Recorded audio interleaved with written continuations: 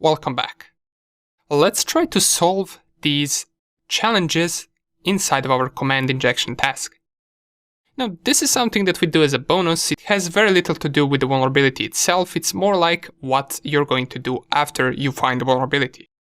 And we're not going to be doing all of these challenges on TryHackMe platform.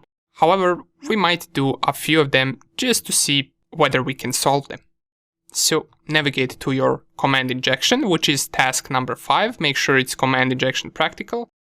The requirements for this is that if you want, you can read through this and this part right here. And also you should have watched the previous video where we performed the command injection. Right now, let's use that command injection to solve these examples. Let's go with question number 1. It asks what strange text file is in the website root directory. Well, we already know how we can do this. To list all of the files in that directory, all we can do is type ls. So we can type something like test to finish off the first command, even though it's not necessary for this virtual machine. However, we just do it for practice, and then semicolon, and then we can type ls. This will list all the files in the current directory. And let's get to the question again. We're searching for a strange text file. Let's go back, and pretty much the only text file that we have right here is drpepper.txt.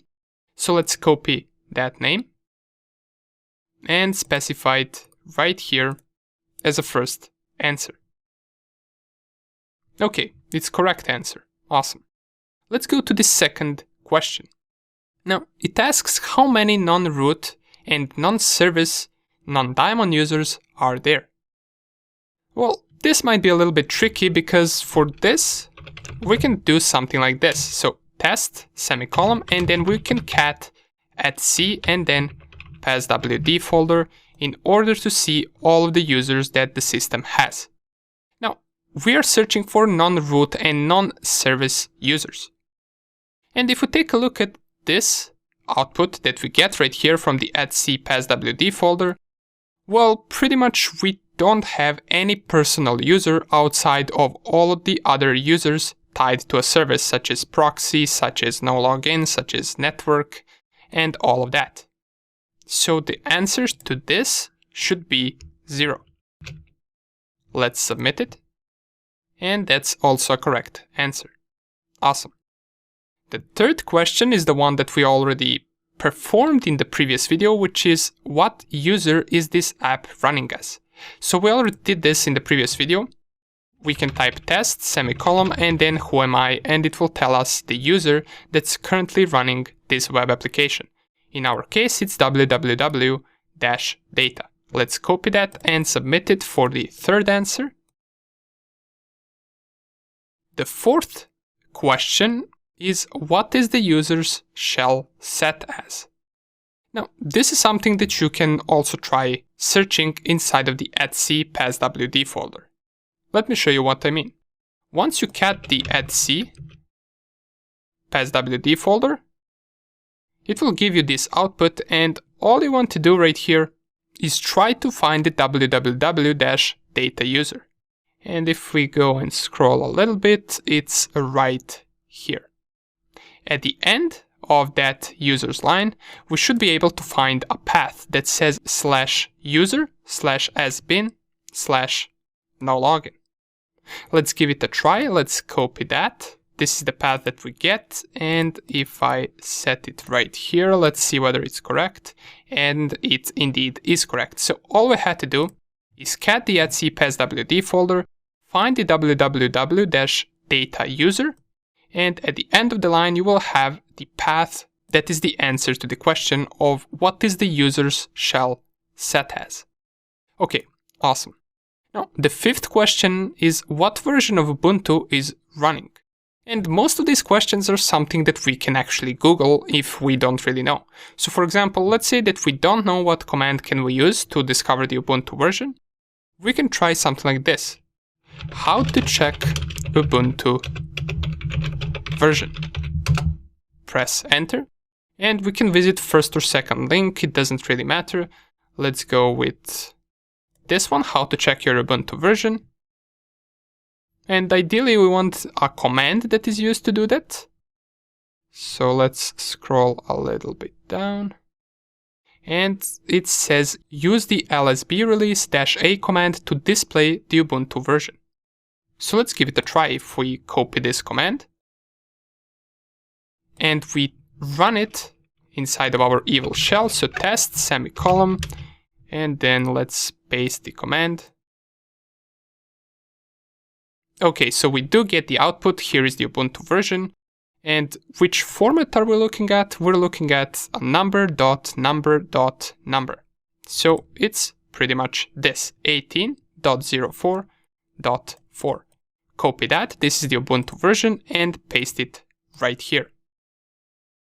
Awesome.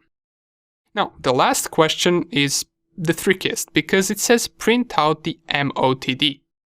What favorite beverage is shown? Now, pretty much 99% of you are going to take a look at this question and wonder what even is it asking, but I advise you to straight away go to hint. So the hint tells us 00-header. And this sounds like a file, perhaps, or something like that. So we can start off with that. We can try to locate a file that has this inside of the name. How can we do that? Well, we can use a locate command that most Linux systems support. So we can type test and then semicolon. And by the way, just so you don't get confused, you don't need to type test every time. You can type anything, so pretty much anything at all. You can type test 1, 2, 3. The word that you type before the semicolon is really not important in this case. So you can type pretty much anything and then semicolon, and then comes the important command. So we want to locate, and what are we locating? Once again, we're locating 00-header. Let's copy that name, and let's paste it in our command. Click on submit, and we get this output, which sounds like a path, which is under the /etc/update motd.d/00-header.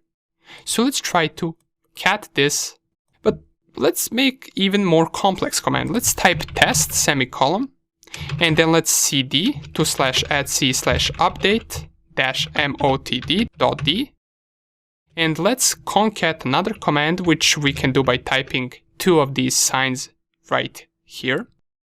And then we can type cat 00-header. So here we're actually trying to execute three commands. The first command, which doesn't really matter what it is. In this example of this virtual machine, you don't even need to use it because it's specifically made to execute commands. But in real life, you will have a first command that should be normal web application usage. Then after that comes our command injection, where we execute our first command, and in this case we concated another command. After we cd to this directory, we want to cat the content of this 00-header. Let's submit this, and this is the output that we get. So now let's go back to the question, what favorite beverage is shown? Let's go all the way down, and if we scroll, we're going to see something interesting right here that says Dr. Pepper makes the world taste better. We can copy this, go back to here and paste it right here. Oops, let's try like this. No, that doesn't appear to be the answer, so... Oh, we should just copy Dr. Pepper if I'm not mistaken, not the entire sentence, so let's go back and let's paste Dr. Pepper. And here it is. That's the correct answer. So this was just a little bit of a bonus video where we covered these tasks right here using different commands. And in the next video, we're going to take a look at how we can run a reverse shell with the help of a command injection on our OWASP BWA virtual machine. See you in the next lecture.